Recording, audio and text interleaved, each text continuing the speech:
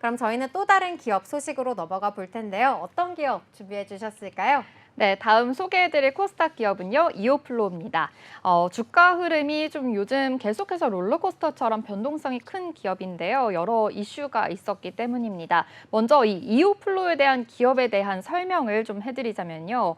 웨어러블 인슐린 펌프 이오패치를 개발하면서 주목을 받았었습니다. 이 당뇨병 환자들에게 좀 편리하고 그런 정확한 관리 서비스 솔루션을 또 제공하고요. 그리고 이 기술력을 바탕으로 해서 최근에는 이 글로벌 시장까지 진출해 있는 상황입니다. 이 바이오 헬스케어 기업이다라고도 볼 수 있겠는데요. 최근에 좀 몇 년간 소송 문제에 휘말리면서 좀 어려움을 겪기도 했습니다. 네.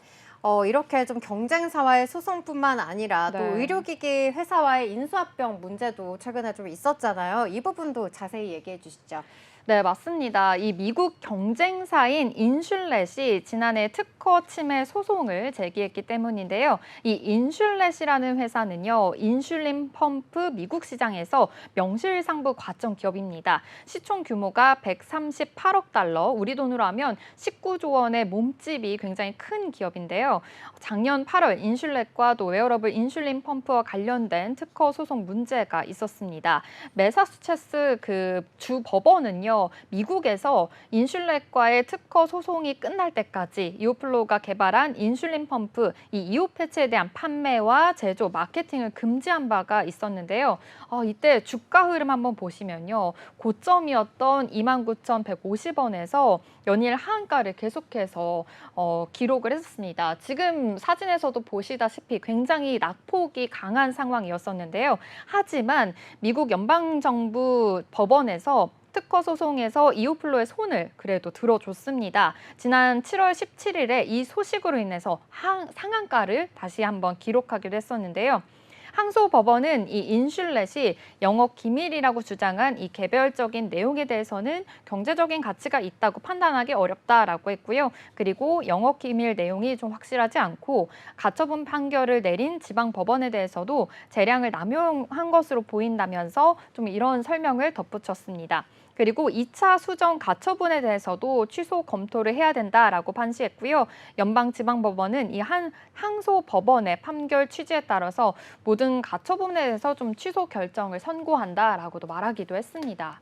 네, 이렇게 소송 관련한 이슈가 발생을 하게 된다면은 주가에 굉장히 좀 악영향을 미치는데 그래도 이 미국 경쟁사인 인슐렛과의 이 특허 침해 소송 다행히도 좀 일단락된 걸로 보여집니다.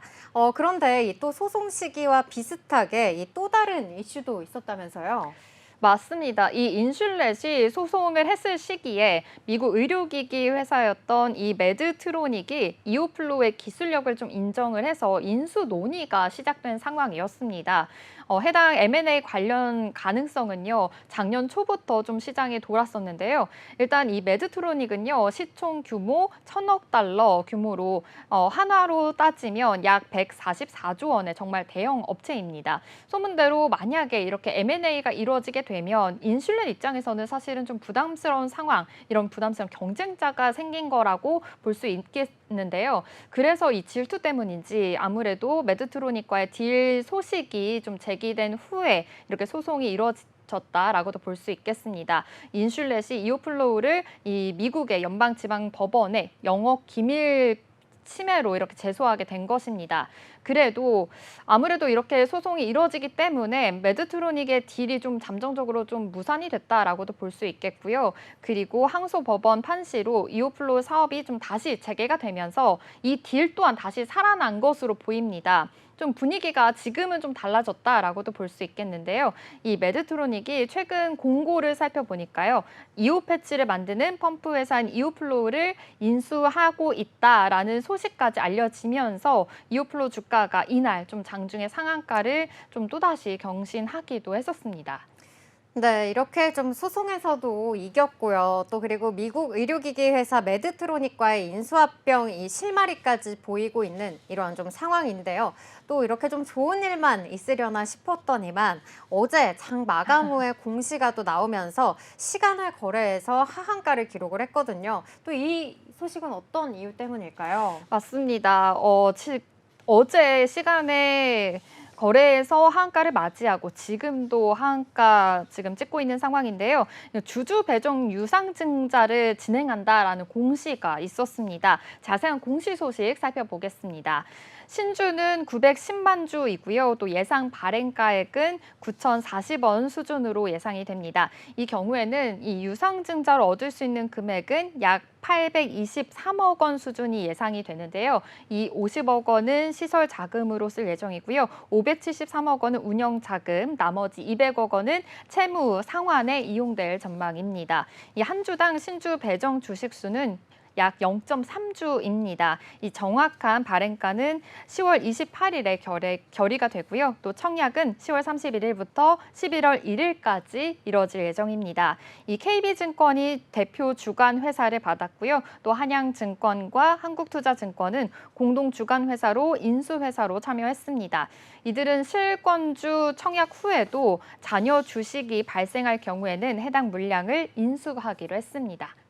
네, 저희가 앞서서도 이 미코바이오메드의 유상증자 소식 네. 살펴봤을 때 이렇게 유상증자는 이 주주들이 가지고 있는 이러한 주식의 가치가 희석이 되기 때문에 일반적으로는 좀 악재로 이렇게 받아들여지잖아요.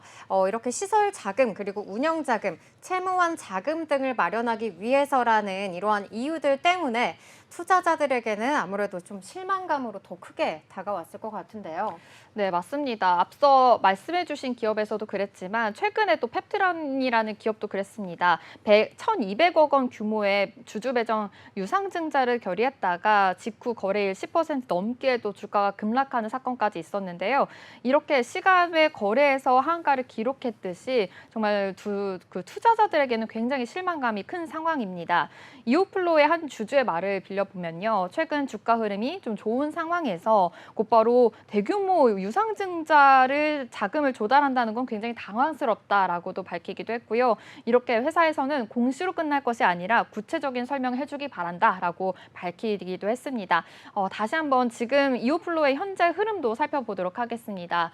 네, 역시나 하한가를 지금 맞고 있는 상황이고요. 굉장히 그 10,000원 이상의 금액이었다가 지금은 10,000원 아래로 떨어지면서 좀 상황이 좋지 못한 흐름 이어지고 있습니다.